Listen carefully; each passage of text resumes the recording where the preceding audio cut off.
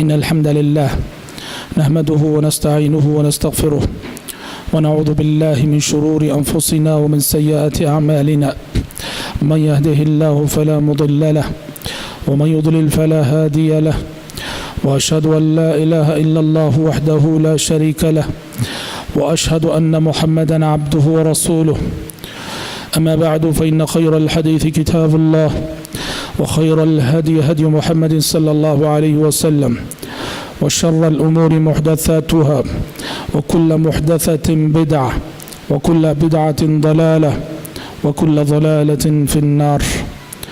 أعوذ بالله السميع العليم من الشيطان الرجيم من همزه ونفخه ونفثه. النبي أولى بالمؤمنين من أنفسهم وأزواجه أمهاتهم. معزز شرکاء اجلاس اور پردہ نشین خواتین اسلام، سیرت امہات المومنین کا یہ مبارک سلسلہ پچھلے 7 دنوں سے چل رہا ہے، اور ہم نے پچھلے 7 دنوں میں 5 امہات المومنین کی سوانح حیات اور ان کے حالات زندگی سماعت کیے ہیں۔ ام المومنین خدیجہ بنت خویلد رضی اللہ عنہا، ام المومنین سودہ بنت زمع رضی اللہ عنہا، ام المومنین عائشہ بنت ابو بکر الصدیق رضی اللہ عنہا، ام المومنین حفصہ بنت عمر بن الخطاب رضی اللہ عنہا، اور ام المؤمنین ام سلمہ رضی اللہ عنہا۔ اب ہمارے پاس آج کے دن کو ملا کر کل 4 دن باقی ہیں، اور ان 4 دنوں میں انشاءاللہ تعالی بقیہ 6 امہات المومنین کے حالات زندگی پر ہم آپ کے سامنے روشنی ڈالیں گے۔ آج آپ کے سامنے گفتگو کرنے کے لیے جس ام المومنین کا انتخاب میں نے کیا ہے وہ ہیں حضرت زینب بنت جحش رضی اللہ تعالی عنہا۔ حضرت زینب بنت جحش رضی اللہ عنہا، پہلے ہم آپ کو یہ بات بتا دیں کہ امہات المومنین میں 2 امہات المومنین ایسی ہیں جن کا نام زینب ہے۔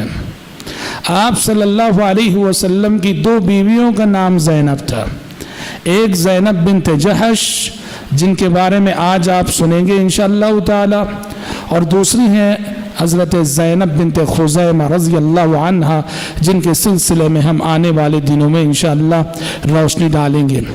حضرت زینب بنت جحش رضی اللہ عنہا جو کہ آج کے ہمارے محاضرے کا موضوع ہے، یہ آپ صلی اللہ علیہ وسلم کی سگی پھوپھی ذات بہن لگتی ہیں۔ نبی کریم صلی اللہ علیہ وسلم کی پھوپھی تھی امیمہ بنت عبد المطلب۔ امیمہ بنت عبد المطلب کی بیٹی ہیں زینب بنت جحش، اور ان کے بھائی مشہور صحابی عبداللہ بن جحش ہیں، اور ان کی بہن مشہور صحابیہ حمنہ بنت جحش رضی اللہ عنہا۔ حضرت زینب بنت جحش رضی اللہ عنہا پہلے زید بن حارثہ رضی اللہ عنہ کے نکاح میں تھی، اور پھر آپ صلی اللہ علیہ وسلم کے نکاح میں آئیں، جیسا کہ ابھی ہم انشاءاللہ تعالی اس کی تفصیلات آپ کے سامنے بیان کرنے کی کوشش کریں گے۔ بڑی نیک دل خاتون تھی، بڑی نیک خصلت خاتون تھی، بڑی پاک تینت خاتون تھی، بڑی متقی اور خدا ترس خاتون تھی۔ ام المومنین عائشہ صدیقہ رضی اللہ عنہا ان کی تعریف کرتے ہوئے فرماتی ہیں کہ وَهِيَ الَّتِي كَانَتْ تُسَامِينِي، کہا کہ امہات المومنین میں میرے مقابلے کی، میرے رتبے کے اعتبار سے، درجے کے اعتبار سے، فضیلت کے اعتبار سے میرا مقابلہ کرنے والی اگر کوئی ام المومنین تھی تو وہ زینب بنت جحش رضی اللہ عنہا تھی۔ یہ ام المومنین عائشہ صدیقہ رضی اللہ عنہا فرماتی ہیں۔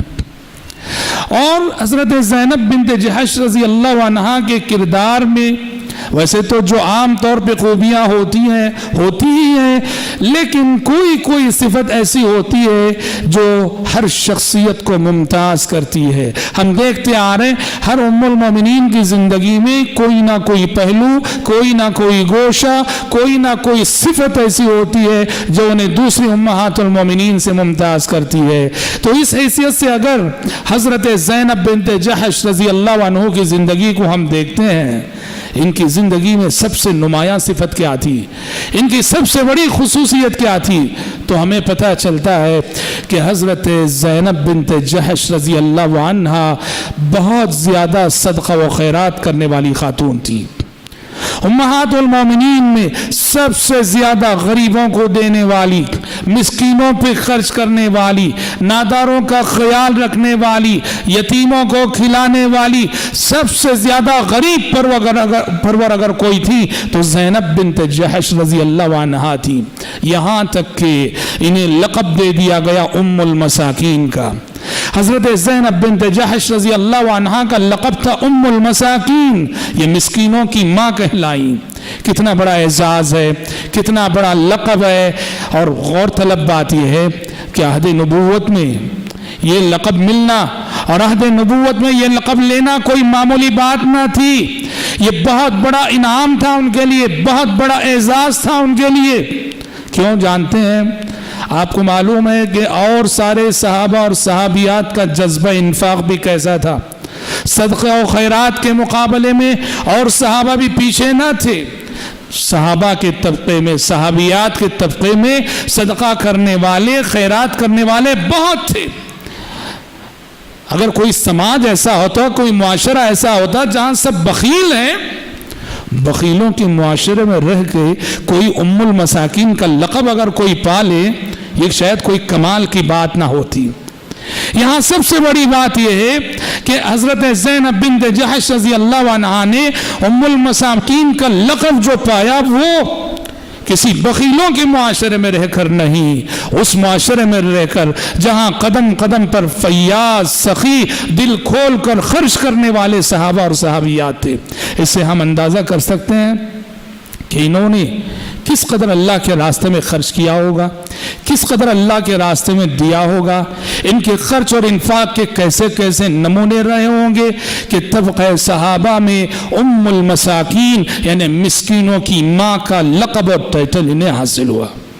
مشہور حدیث ہے، ایک مرتبہ پیارے نبی صلی اللہ علیہ وسلم نے امہات المومنین سے فرمایا، آپ صلی اللہ علیہ وسلم کی زندگی کے آخری ایام تھے، آپ اشارے اور کنایوں میں دنیا سے اپنی رخصتی کی کا پیغام دے رہے تھے، تو آپ نے ایک مرتبہ امہات المومنین سے فرمایا کہ اسرعکن لحوقا بی اطولکن یدا۔ آپ نے امہات المومنین سے فرمایا، دیکھو میں تو دنیا سے جا رہا ہوں، میرے جانے کا وقت قریب آ گیا ہے، آسمان سے آنے والی وحی نے آپ کو بتا دیا تھا، اشارے دے دیے تھے، تو آپ صلی اللہ علیہ وسلم نے بھی اپنی ازواج مطہرات کو اور اپنی امت کو پہلے ہی سے اشارے دے دیے تھے کہ میرے جانے کا وقت قریب آ چکا ہے۔ اس کا مطلب یہ نہیں کہ آپ غیب جانتے تھے، ہرگز نہیں، آسمان سے آنے والی وحی نے آپ کو بتایا، اور وحی کی اطلاع پر آپ صلی اللہ علیہ وسلم نے ازواج مطہرات کو، اپنی بیٹی کو اور اپنی امت کو خبر دی۔ تو آپ نے امہات المومنین سے کہا کہ میں تو جا رہا ہوں، لیکن میرے بعد تم میں سے 9 امہات المومنین تھیں، 9 سے مخاطب ہو کے کہا میرے بعد تم میں سے مجھ سے سب سے پہلے آ کر ملنے والی وہ بیوی ہے جس کا ہاتھ سب سے زیادہ لمبا ہے۔ پتہ چلا کہ موت کے بعد آپ صلی اللہ علیہ وسلم نے یہ جو کہا نا کہ میرے بعد تم میں سب سے پہلے مجھ سے آ کر ملنے والی وہ ہے جس کا ہاتھ سب سے زیادہ لمبا ہو، اس سے ایک نقطہ یہ معلوم ہوتا ہے کہ آخرت سے پہلے اللہ تبارک و تعالی عالم برزخ میں، قبر کے مرحلے میں، قبر کی دنیا میں ہمیں اپنے عزیزوں اور رشتہ داروں سے ملاقات کروائے گا۔ جیسے موت ہوئی، جیسے ہماری روح قبض ہوئی، ہمارے وہ اعزاء، ہمارے وہ اقارب جو ہم سب پہلے انتقال کر چکے ہیں، رب العالمین اہل ایمان کی ملاقات ان سے کروائے گا۔ इसलिए आपने फरमाया मुझसे सबसे पहले आकर मिलने वाली। और इस सिलसिले में हदीसें बहुत हैं। आपने एक हदीस में फरमाया कि जब तुम में से कोई अपने भाई को कफन पहनाए तो अच्छा कफन पहनाए, इसलिए कि ये लोग इन्हीं कफनों में एक दूसरे के पास आया जाया करते हैं। तो अल्लाह आखिरत में जो मिलाता है मिलाएगा, आखिरत में जो अहले ईमान को एक साथ रखता है रखेगा, लेकिन ये एजाज़ और इनाम वो कब्र के मरहले में आलम बरज़ख में भी देगा कि हमें मौत के बाद आलम बरज़ख में अपने आइज़ा व अक़ारिब को रब्बुल आलमीन मिलाएगा। तो उम्महातुल मोमिनीन को अपनी ये बशारत दी कि मेरी वफ़ात के बाद मुझसे सबसे पहले आकर तुम में से वो मिलेगी जिसका हाथ लंबा हो।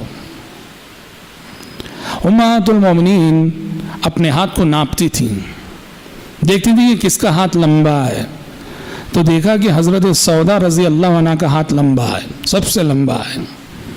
प्यारे नबी सल्लल्लाहु अलैहि वसल्लम इशारे किनाये में बात कर रहे थे, इस्तिआरे की ज़बान आपने इस्तेमाल की, पर उम्महातुल मोमिनीन ने उसको हकीकत पे महमूल कर लिया, हाथ की लंबाई को। इसलिए हाथ को नापती थी और हज़रत सौदा का हाथ सबसे लंबा निकला। समझ रही थी कि प्यारे नबी के बाद आपकी 9 बीवियों में सबसे पहले हज़रत सौदा इंतकाल करेंगी, लेकिन हाथ की लंबाई का मतलब उन्हें उस वक्त समझ में आया जब सबसे पहले हज़रत ज़ैनब बिन्त जहश का इंतकाल हुआ। प्यारे नबी सल्लल्लाहु अलैहि वसल्लम की वफात के बाद आपकी 9 बीवियों में सबसे पहले जिस बीवी का इंतकाल हुआ यही हज़रत ज़ैनब बिन्त जहश रज़ी अल्लाह अन्हा थी। और तब उम्महातुल मोमिनीन ने जाना कि हाथ की लंबाई से मुराद फयाजी, सखावत और अल्लाह के रास्ते में ज़्यादा से ज़्यादा देना। हज़रत उम्मुल मोमिनीन ज़ैनब बिन्त जहश रज़ी अल्लाह अन्हा अपने तक़वे की वजह से, अपने एहतियात की वजह से, अपने तक़वे और एहतियात की वजह से ज़िंदगी में एक आजमाइश से बच गई, जिस आजमाइश में कि इनकी बहन मुब्तला हो गई और इनकी बहन शिकार हो गई। और क्या है आजमाइश? जब मुनाफिकीन ने उम्मुल मोमिनीन सिद्दीक़ा बिन्त सिद्दीक़ रज़ी अल्लाह अन्हा, आयशा बिन्त अबू बकर सिद्दीक़ रज़ी अल्लाह अन्हा के दामने इस्मत व इफ़्फ़त को तार तार करने की कोशिश की और उम्मुल मोमिनीन की आबरू से खिलवाड़ किया और उम्मुल मोमिनीन पर वो बहतान लगाया जो किसी पाक दामन खातून के लिए सबसे बड़ा बहतान होता है। उस वक्त आपको मालूम है कि प्यारे नबी सल्लल्लाहु अलैहि वसल्लम भी बहुत परेशान थे। मुनाफिकीन तो खैर प्रोपेगेंडा कर ही रहे थे। प्यारे नबी ने बहुत सौ से मशवरा किया तो हज़रत ज़ैनब बिन्त जहश को भी बुलाया, क्योंकि वो भी हज़रत आयशा से बहुत करीब रहती थी। हज़रत आयशा के मिजाज को करीब से देखा था, जाना था, परखा था। बुला के पूछा हज़रत आयशा के बारे में। हज़रत ज़ैनब बिन्त जहश रज़ी अल्लाह अन्हा ने हज़रत आयशा का पूरा दिफा किया, कहा कि ऐसा हो नहीं सकता कि आयशा ऐसी हो, वो नेक खातून है, वो साले खातून है, ऐसा हो नहीं सकता कि जो बात कही जा रही है वो सच्ची हो। दिफा किया उन्होंने, हुस्न ज़न से काम लिया।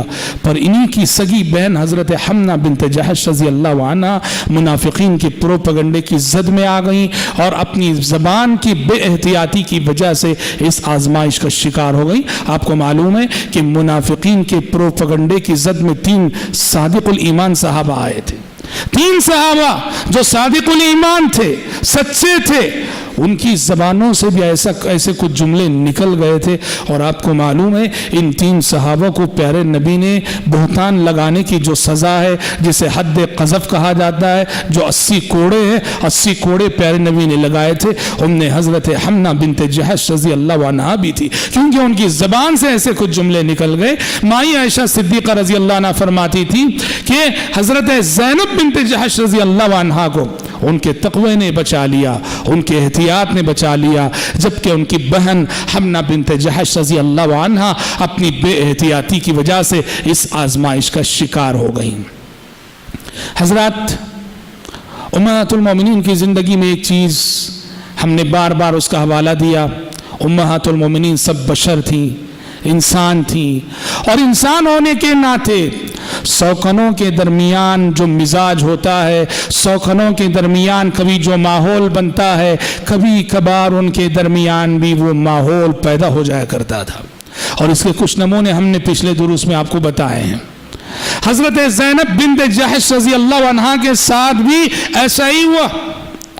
حضرت زینب بنت جحش رضی اللہ عنہا، جیسا کہ ہم نے کل بھی بتایا، پیارے نبی صلی اللہ علیہ وسلم کا معمول تھا، آپ صلی اللہ علیہ وسلم ہر شام عصر بعد ساری ازواج مطہرات کے پاس بالترتیب جایا کرتے تھے کہ بعد دیگرے۔ حضرت زینب بنت جحش رضی اللہ عنہا کے پاس جب جاتے، وہ روزین آپ کو شہد پلاتی تھی، اور پیارے نبی ذرا دیر تک رکتے تھے شہد پینے کی وجہ سے، اور یہ بات سوکن ہونے کی وجہ سے حضرت حفصہ حضرت عائشہ رضی اللہ عنہا پہ گراں گزرتی تھی۔ ایک مرتبہ دونوں نے مل کے یہ طے کیا، کہا کہ دیکھو جب اللہ کے نبی ان کے پاس سے جب ہمارے پاس آئیں گے، جس کے پاس بھی پہلے آئیں، اللہ کے نبی سے یہ کہنا کہ آپ کے منہ سے مغافیر کی بو آ رہی ہے۔ انہیں معلوم ہے کہ شہد پی کے آ رہے ہیں پیارے نبی صلی اللہ علیہ وسلم، لیکن جو سوکنوں کے درمیان ہوتا ہے معاملہ، انہوں نے طے کیا کہ نبی آئیں گے تو ہم یوں کہیں گے آپ کے منہ سے مغافیر کی بو آ رہی۔ مغافیر کیا ہے؟ درخت سے نکلنے والا ایک قسم کا مادہ ہے، گم کی طرح سے، جو چکھنے میں تو میٹھا ہوتا ہے مگر اس کی بو اچھی نہیں ہوتی۔ اور پیارے نبی صلی اللہ علیہ وسلم یا عام طور پہ اس کی بو اچھی نہ رہنے کی وجہ سے اس کو پسند نہیں کیا جاتا تھا، اور چنانچہ جیسے انہوں نے ارادہ کیا ویسے ہی حسب معمول پیارے نبی صلی اللہ علیہ وسلم زینب بنت جحش رضی اللہ عنہا کے پاس سے ہو کے شہد پی کے جب آئے تو ام المومنین نے کہہ دیا آپ کے منہ سے مغافیر کی بو آ رہی ہے۔ تو یہی وہ موقع ہے جب پیارے نبی صلی اللہ علیہ وسلم نے کہا کہ اچھا میں شہد کھا رہا ہوں تو مغافیر کی بو آ رہی ہے، اپنے اوپر شہد حرام کر لی، کہا آج کے بعد شہد کبھی نہیں پیوں گا۔ آسمان سے فوراً وحی آ گئی، جبریل امین تشریف لا لیے، یا ایھا النبی لم تحرم ما حل اللہ لک تبتغی مرضات ازواجک، اے پیغمبر اپنی بیویوں کو خوش کرنے کے لیے اللہ کی حلال کردہ چیز کو آپ اپنے لیے حرام ٹھہرا رہے، اپنی بیویوں کو راضی کرنے کے لیے اللہ کی حلال کردہ چیز کو اپنے اوپر حرام کر رہے، ایسا نہیں ہو سکتا۔ آسمان سے فوراً وحی آ گئی، اور اس وحی الہی نے حضرت حفصہ حضرت عائشہ صدیقہ رضی اللہ عنہما کو بھی گویا اس وحی میں نصیحت تھی۔ تو بہرحال جیسے میں نے کہا سوکنوں کے درمیان جو ماحول بنتا ہے، کبھی کبھار ازواج مطہرات وہ بشر تھی، وہ انسان تھی، یہ بشری تقاضے غالب آتے تھے، لیکن ان کی سب سے بڑی خوبی یہ ہے کہ بہت جلد وہ اپنے مقام اور مرتبے کے تقاضوں سے آشنا ہو جاتی تھی، اور بہت جلد اپنی لغزشوں سے توبہ کرتی تھی، اور جو سہو اور جو بھول ان سے ہوتی تھی اس کو بہت جلد بھلا کر اللہ اور اس کے رسول کی رضامندی کی طرف وہ رجوع کیا کرتی تھی۔ حضرت زینب بنت جحش رضی اللہ عنہا کی زندگی کا ایک اہم پہلو اور ان کی زندگی کا ایک بہت بڑا واقعہ یا ان کی زندگی سے تعلق رکھنے والی ایک سب سے بڑی بات کیا ہے جانتے ہیں؟ پیارے نبی صلی اللہ علیہ وسلم کے غلام تھے حضرت زید بن حارثہ۔ ہم نے آپ کو بتایا کہ یہ حضرت خدیجہ کے تھے، اصل میں حضرت خدیجہ نے پیارے نبی کو ہدیہ کر دیا تھا۔ حضرت زید بن حارثہ پیارے نبی انہیں ٹوٹ کے چاہتے تھے، پیارے نبی ان سے بہت محبت کرتے تھے۔ ہوا یہ پیارے نبی کی خواہش ہوئی کہ حضرت زید بن حارثہ کا نکاح زینب بنت جحش رضی اللہ عنہا سے ہو جائے، اور پیارے نبی صلی اللہ علیہ وسلم نے اپنی اس خواہش کا اظہار حضرت زینب بنت جحش رضی اللہ عنہا اور ان کے بھائیوں کے سامنے کیا۔ تو حضرت زید چونکہ غلام تھے، اور جبکہ زینب بنت جحش رضی اللہ عنہا قریشیہ تھی، ہاشمیہ تھی، اعلیٰ حسب و نسب رکھنے والی خاتون تھی، اور آپ کو معلوم ہے کہ عرب میں حسب و نسب کی بڑی اہمیت تھی، خاندان کی بڑی اہمیت تھی۔ تو جب ایک غلام کا رشتہ ان تک گیا تو نہ حضرت زینب تیار ہوئی اور نہ ہی ان کے بھائی تیار ہوئے، دونوں تیار نہ ہوئے، آمادہ نہ ہوئے۔ آسمان سے فوراً وحی آ گئی، سورۃ الاحزاب کی آیت وَمَا كَانَ لِمُؤْمِنٍ وَلَا مُؤْمِنَةٍ إِذَا قَضَى اللَّهُ وَرَسُولُهُ أَمْرًا أَن يَكُونَ لَهُمُ الْخِيَرَةُ مِنْ أَمْرِهِمْ وَمَنْ يَعْصِ اللَّهَ وَرَسُولَهُ فَقَدْ ضَلَّ ضَلَالًا مُبِينًا۔ آسمان سے وحی آ گئی کسی مومن مرد کے لیے اور کسی مومن عورت کے لیے لائق اور زیبا نہیں کہ کسی معاملے میں اللہ اور اس کے رسول کا فیصلہ ہو جائے تو اس فیصلے کے بعد بھی اس معاملے میں انہیں اختیار باقی رہے، اور جو کوئی اللہ اور اس کے رسول کی نافرمانی کرے گا وہ دور کی گمراہی میں جا پڑا۔ آسمان سے یہ وحی نازل ہوئی تو حضرت زینب بنت جحش رضی اللہ عنہ تیار ہو گئی، ان کے بھائی بھی تیار ہو گئے، اور یہ بہت بڑی بات تھی۔ دیکھو ہم بارہا آپ سے کہتے ہیں صحابہ بشر تھے، انسان تھے، بشر ہونے کے ناطے، انسان ہونے کے ناطے کبھی کبھار ایسی کچھ ان سے ایسے مواقف ہو جاتے تھے جہاں پیارے نبی صلی اللہ علیہ وسلم کی بظاہر نافرمانی ہوتی نظر آتی، لیکن بہت جلد وہ اپنے مقام اور مرتبے کے تقاضوں سے آشنا ہو کر اللہ اور اس کے رسول کی اطاعت کی طرف لوٹ آتے۔ آسمان سے جیسے ہی وحی آئی حضرت زینب بھی مان گئیں، حضرت زینب کے بھائی بھی مان گئے، اور قربانی دی انہوں نے محض اللہ کے رسول کی رضا کی خاطر، اللہ کی رضا کی خاطر۔ یہ غلام، آزاد شدہ غلام حضرت زید بن حارثہ رضی اللہ عنہ سے نکاح کرنے کے لیے تیار ہو گئی، اور حضرت زینب بنت جحش رضی اللہ عنہ کا نکاح حضرت زید بن حارثہ سے ہو گیا۔ حضرات، اس نکاح کے ذریعے پیارے نبی نے بہت بڑا پیغام دیا، بہت بڑا میسج دیا، اور وہ کیا ہے؟ شادی کرتے ہوئے لڑکے کے لیے لڑکی کا انتخاب کرتے ہوئے یا لڑکی کے لیے لڑکے کا انتخاب کرتے ہوئے بس دین کو مد نظر رکھو۔ حسب، نسب، خاندان، مال، دولت اور ساری بنیادیں جو ہم نے ایجاد کر رکھی ہیں، کہا کہ اصل چیز جو دیکھنے کی ہے وہ دینداری ہے۔ لڑکا دیندار ہے، لڑکی دیندار ہے، تو وہ بھلے سے خاندانی اعتبار سے کتنا تفاوت کیوں نہ ہو، حسب و نسب کے اعتبار سے دونوں میں کتنا فرق کیوں نہ ہو، دین اور اخلاق یہ دو چیزیں اگر جمع ہو لڑکا اور لڑکی کے اندر تو پھر رشتے جو ہے کر دینا چاہیے، جیسے حدیثوں میں آپ صلی اللہ علیہ وسلم نے تعلیم دی ہے۔ تو ایک پیغام آپ نے دیا کہ دین کو مد نظر رکھتے ہوئے رشتے کرو، اس لیے کہ حضرت زینب جیسے ہم نے کہا اعلیٰ حسب و نسب کی مالک تھی، اور حضرت زید آزاد شدہ غلام تھے۔ حضرات، ہوا یہ کہ نکاح تو ہو گیا، شادی تو ہو گئی، مگر حضرت زینب اور حضرت زید میں نبھاؤ نہ ہو سکا، دونوں میں ہمیشہ انبن رہتی تھی، دونوں میں ہمیشہ تناؤ کا ماحول رہتا تھا، اختلافات ہوتے تھے۔ حضرت زید بن حارثہ رضی اللہ عنہ پیارے نبی کی خدمت میں آتے، آ کے کہتے اللہ کے نبی میں طلاق دے دینا چاہتا ہوں، میں زینب کو چھوڑ دینا چاہتا ہوں۔ پیارے نبی انہیں ڈرا کے بھیجتے، سمجھا کے بھیجتے، نصیحت کر کے بھیجتے، اتق اللہ امسک علیک زوجک واتق اللہ، قرآن سورۃ الاحزاب میں کہتا ہے۔ ہمیشہ اللہ کے نبی کہتے اپنی بیوی کو اپنے پاس روکے رکھو، اللہ سے ڈرو، اللہ سے ڈرو۔ حضرت زید بن حارثہ کو بار بار نصیحت کر کے بھیجتے۔ اصل میں یہ تھا کہ اللہ تعالیٰ کو یہاں کچھ اور ہی مقصود تھا۔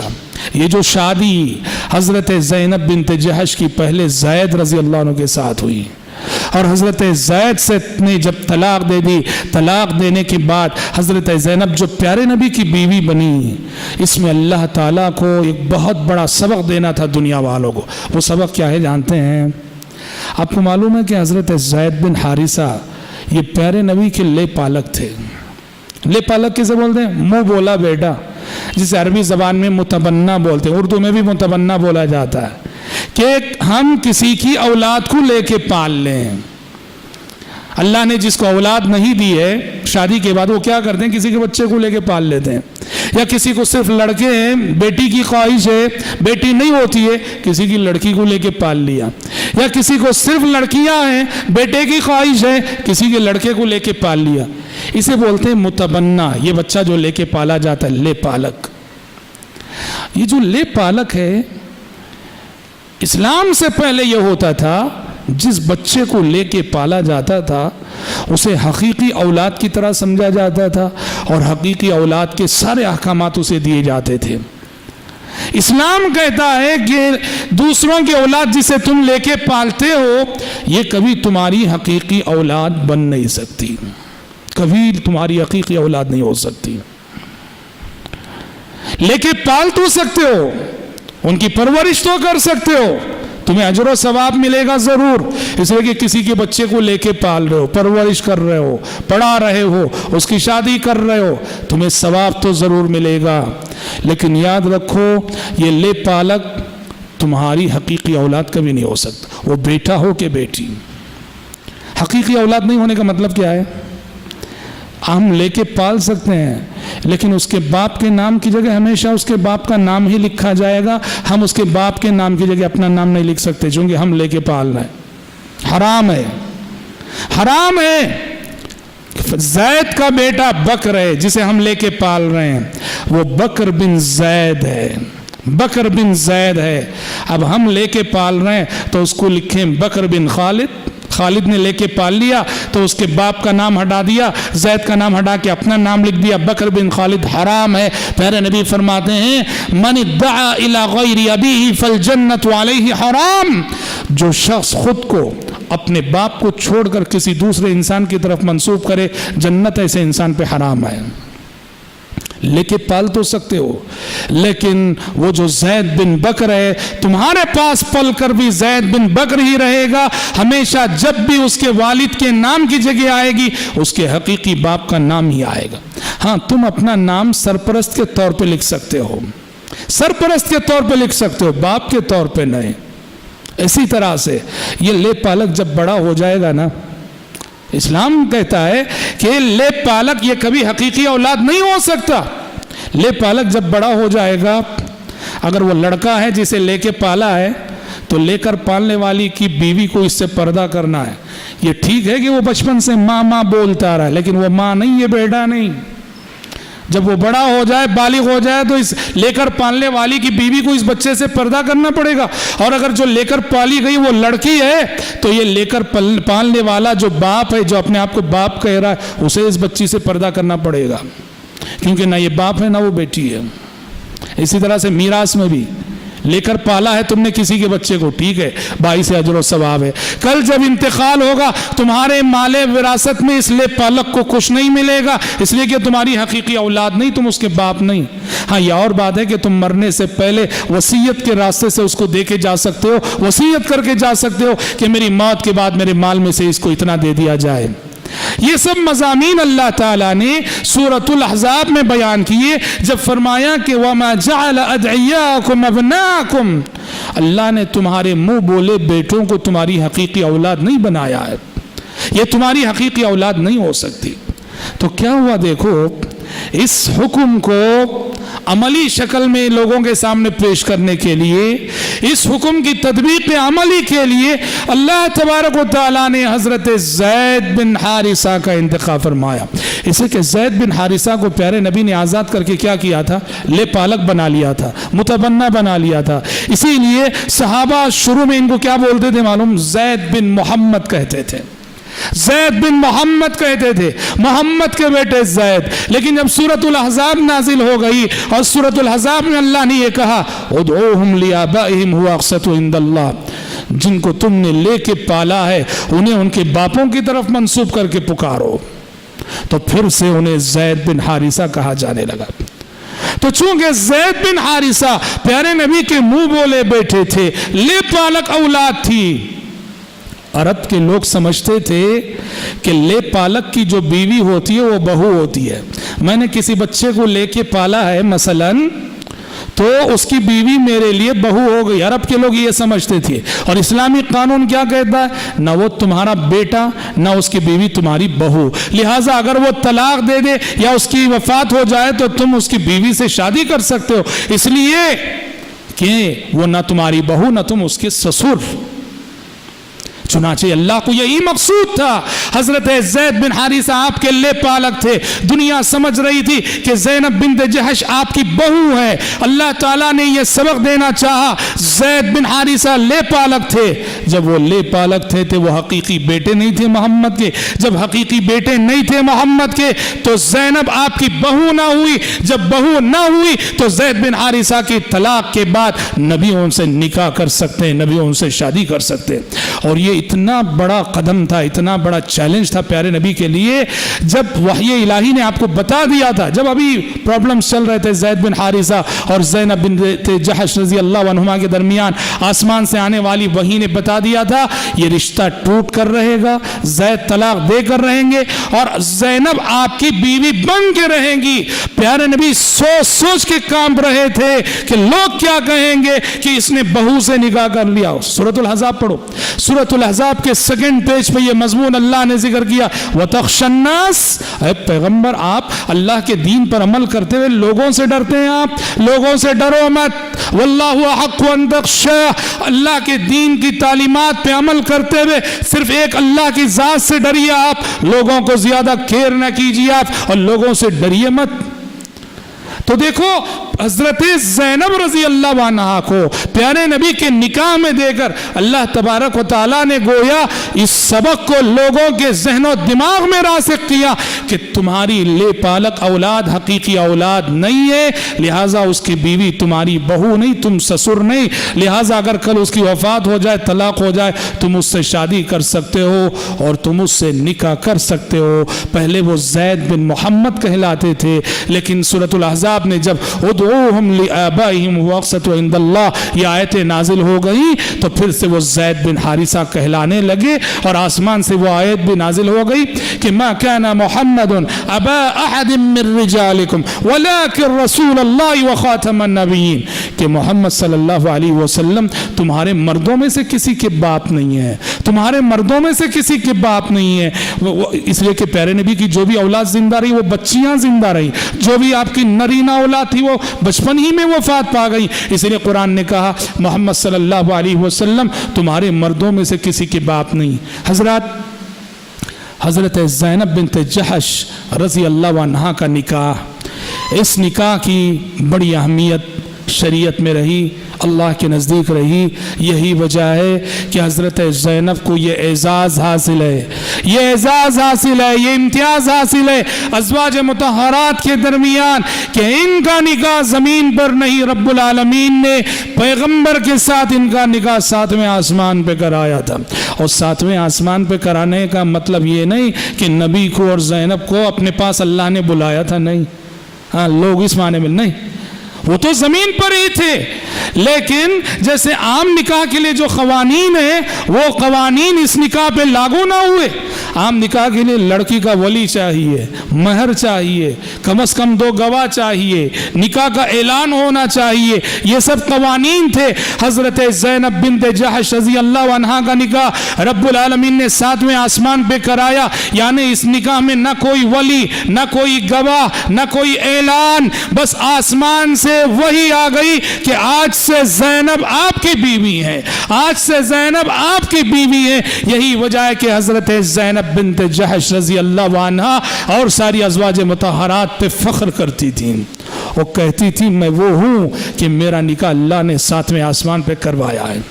اور حضرات یہی وجہ ہے پیارے نبی صلی اللہ علیہ وسلم نے کسی ام المومنین کا ولیمہ اتنی شان سے نہیں کیا جس شان سے کہ حضرت زینب بنت جحش کا ولیمہ کیا. پیارے نبی نے دیکھو 11 بیویاں تھی, کسی بیوی کے ولیمے میں آپ نے بکری ذبح نہ کی, غربت تھی, ناداری تھی, لیکن ایک زینب بنت جحش رضی اللہ عنہا تھی کہ زینب بنت جحش رضی اللہ عنہا کا ولیمہ آپ صلی اللہ علیہ وسلم نے بکری ذبح کر کے کیا. آپ نے بکری ذبح کی اور حضرات صحابہ کرام رضوان اللہ علیہ مجمعین کو دعوت دی. یہ واحد اور اکیلی ام المومنین ہے جن کے نکاح میں باقاعدہ بکری ذبح ہوئی. اور ان کے ولیمے میں ایک بات ہو گئی. کیا بات ہوئی؟ پیارے نبی نے ولیمہ کیا, صحابہ کو دعوت دی, صحابہ آئے, ولیمے کی دعوت کھا لی, اور دعوت کھانے کے بعد پیارے نبی صلی اللہ علیہ وسلم کے گھر میں, حضرت زینب کے گھر میں گفتگو کرتے ہوئے بیٹھ گئے, بات چیت کرتے ہوئے بیٹھ گئے. پیارے نبی انتظار کر رہے ہیں کہ یہ کب جائیں گے لوگ, کیونکہ اور بھی کچھ لوگوں کو کھانا تھا. انتظار کر رہے ہیں کہ کب جائیں گے, لیکن ہوا یہ کہ بیٹھے رہ گئے صحابہ. پیارے نبی کو تکلیف ہو رہی ہے, کب جائیں گے. پیارے نبی اتنے باحیا تھے, آپ کی شرم و حیا کا انداز تھا کہ آپ صلی اللہ علیہ وسلم منہ کھول کے نہیں بولتے تھے. جب آپ کو کسی سے تکلیف ہوتی تھی آپ کا چہرہ بدلتا تھا, اور آپ کے بدلتے چہرے کو دیکھ کے لوگ ازواج مطہرات اندازہ کرتی تھی کہ شاید آپ صلی اللہ علیہ وسلم کو اس وقت تکلیف پہنچی ہے. بڑے باحیا تھے آپ کی شرم و حیا کا انداز تھا. ہاں شریعت کا کوئی معاملہ ہوتا صاف منہ کھول کے بولتے آپ, لیکن یہاں آپ کا اپنا ذاتی معاملہ تھا, آپ کے اپنے گھر کی بات تھی, آپ کے اپنے دسترخوان کی بات تھی. آپ کو اچھا نہیں لگتا تھا کہ آپ لوگوں سے کہیں کہ اٹھ کر جاؤ. آسمان سے فوراً وحی آ گئی, آسمان سے فوراً وحی آ گئی. یا ایھا الذین آمنوا لا تدخلوا بيوت النبي إلا يؤذن لكم إلى طعام غير ناظرين إناه ولكن إذا دعيتم فادخلوا فإذا طعمتم فانتشروا ولا مستأنسين لحديث إن ذلكم كان يؤذي النبي فيستحيي منكم والله لا يستحيي من الحق.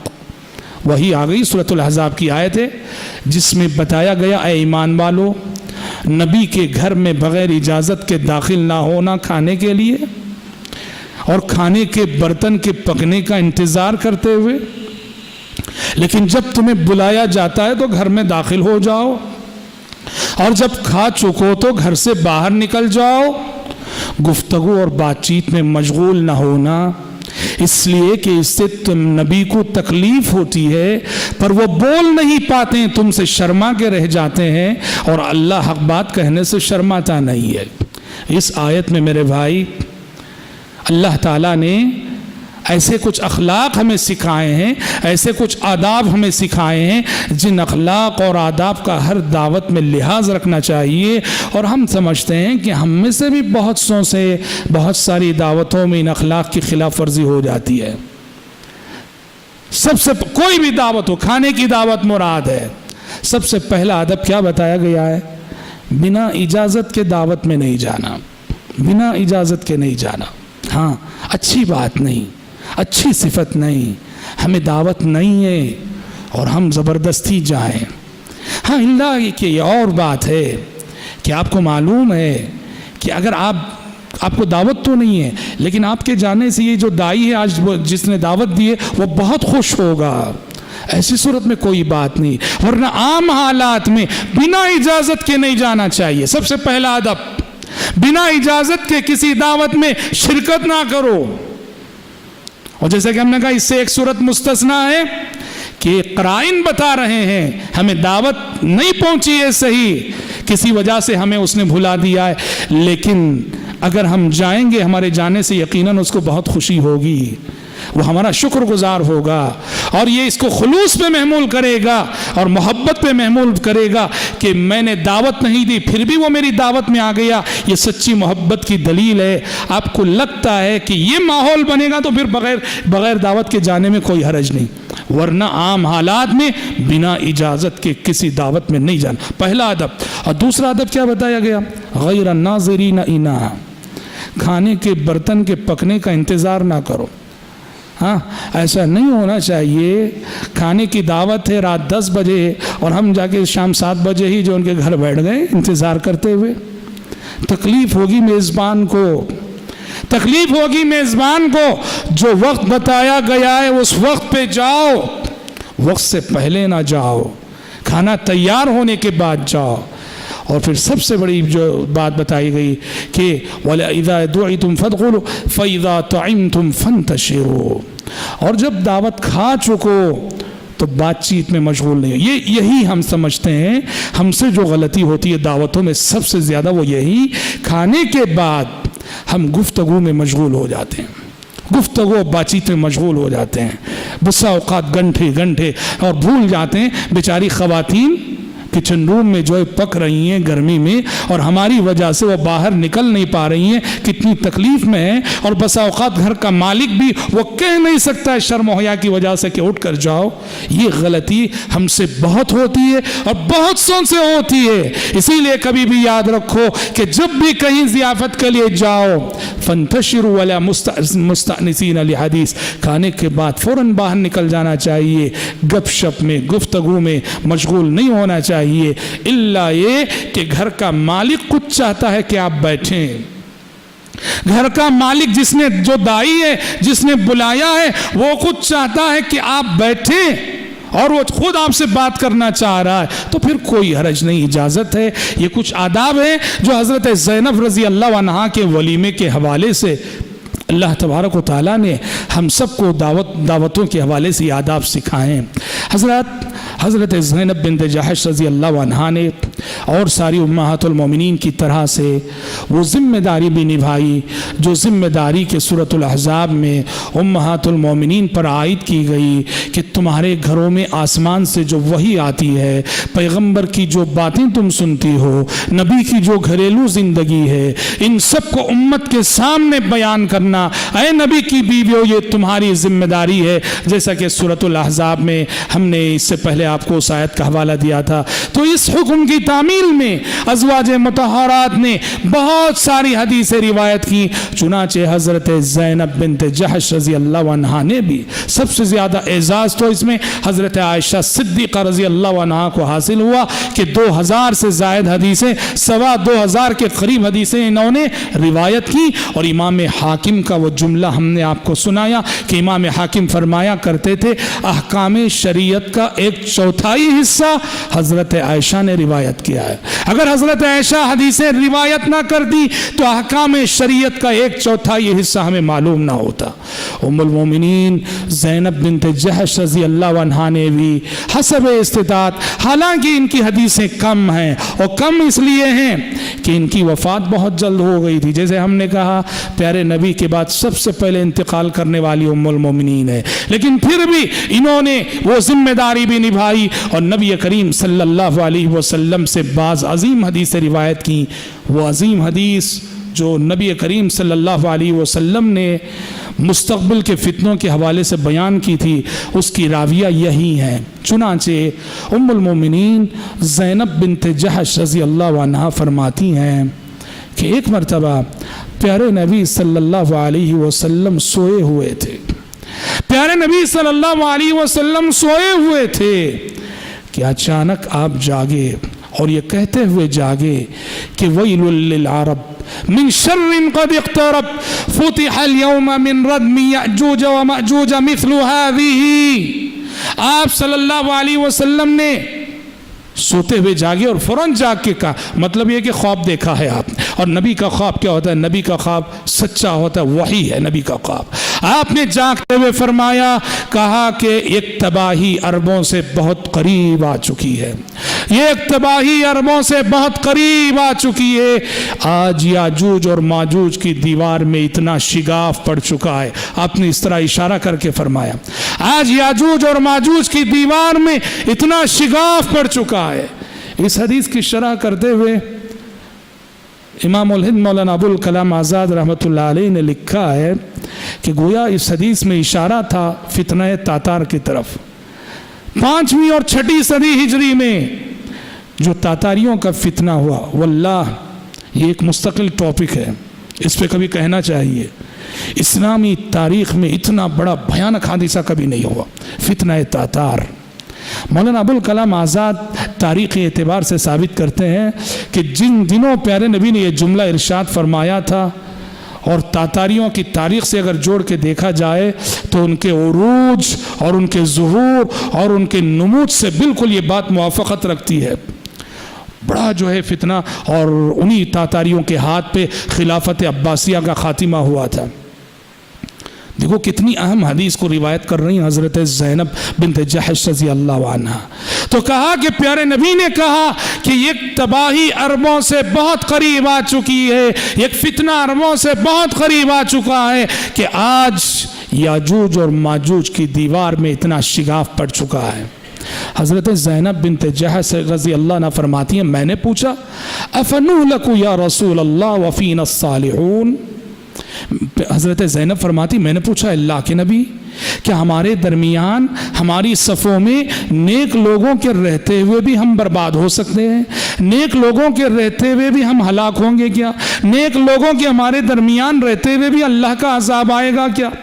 پیارے نبی نے فرمایا کہ نعم اذا کثر الخبث، کہا کہ ہاں زینب، جب برائی سماج میں عام ہو جائے اور نیک لوگ بس اپنی ذات کی حد تک نیک ہیں، بروں کو سدھارنے کی کوشش نہیں کر رہے ہیں، برائی کو مٹانے کی کوشش نہیں کر رہے ہیں، وہ بس اپنی ذات تک نیک ہیں، ایسی صورت میں جب اللہ کا عذاب آئے گا تو اچھے اچھے متقی لوگ بھی اس کی زد اور گرفت میں آ جائیں گے۔ عذاب سے بچنا ہو تو قانون کیا ہے؟ 12ویں پارے سورہ ہود میں اللہ تعالیٰ نے کہا وَمَا كَانَ رَبُّكَ لِيُهْلِكَ الْقُرَىٰ بِظُلْمٍ وَأَهْلُهَا مُصْلِحُونَ، عذاب سے وہ معاشرہ بچے گا اور عذاب سے وہ نیک لوگ بچیں گے جن کے اندر اصلاح کی تڑپ اور اصلاح کی فکر پائی جاتی ہے، جو خود نیک رہتے ہوئے سوسائٹی اور سماج میں پائی جانے والی خرابیوں کی اصلاح کی فکر رکھتے ہیں اور کوشش کرتے ہیں۔ اللہ کہہ رہا ہے کہ عذاب جب آئے گا ایسے نیک لوگ بچا لیے جائیں گے جو اصلاح کی تڑپ اور فکر رکھنے والے، ایسے نیک لوگ جو بس اپنی ذات کی حد تک نیک ہو مگر بروں کی اصلاح کی فکر انہیں نہ ہو، عذاب جب آتا ہے تو وہ بھی اس کی پکڑ اور گرفت میں آ جاتے ہیں۔ تو حضرت زینب نے وہی سوال کیا أَفَنُهْلَكُ يَا رسول اللہ وَفِينَا الصَّالِحُونَ، اے اللہ کے نبی، کیا نیک اور صالح لوگوں کے ہمارے درمیان رہتے ہوئے بھی ہم ہلاک ہو سکتے ہیں کیا؟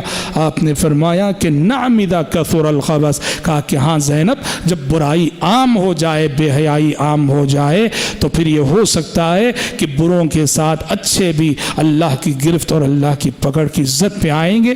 ایسی کچھ عظیم حدیثیں حضرت زینب بنت جحش رضی اللہ عنہا نے روایت کی ہیں۔ ایک مثالی زندگی گزارنے کے بعد نبی کریم صلی اللہ علیہ وسلم کی زوجیت کا شرف حاصل کرنے کے بعد ام المومنین زینب بنت جحش رضی اللہ عنہا قیامت تک آنے والی مومن ماؤں بہنوں کے لیے ایک بہترین قدوہ، اسوہ، نمونہ چھوڑ کر وہ دنیا سے گئیں، اور جب وہ گئیں تو سن 20 ہجری حضرت عمر بن خطاب رضی اللہ عنہ کا زمانہ خلافت تھا۔ حضرت عمر بن خطاب رضی اللہ عنہ کے زمانہ خلافت میں سن 20 ہجری میں حضرت زینب بنت جحش رضی اللہ عنہا کی وفات ہوئی، انتقال ہوا، اور ان کے لیے اعزاز کی بات ہے کہ ان کی نماز جنازہ خود حضرت عمر بن خطاب رضی اللہ عنہ نے پڑھائی، اور مدینے کے بقیع کے قبرستان میں جہاں اور ساری ازواج مطہرات مدفون ہیں وہاں حضرت زینب بنت جحش رضی اللہ عنہا قیامت کی صبح تک کے لیے سو گئیں اور اللہ تبارک و تعالیٰ کے حوالے کر دی گئیں۔ رب العالمین سے دعا ہے کہ رب العالمین ہم سب کو اور آپ سب کو، خصوصاً امت کی ماں بہنوں کو، ازواج مطہرات کے نقش قدم پر چلنے کی توفیق عطا فرمائے، آمین۔ وآخر دعوانا ان الحمد للہ رب العالمین۔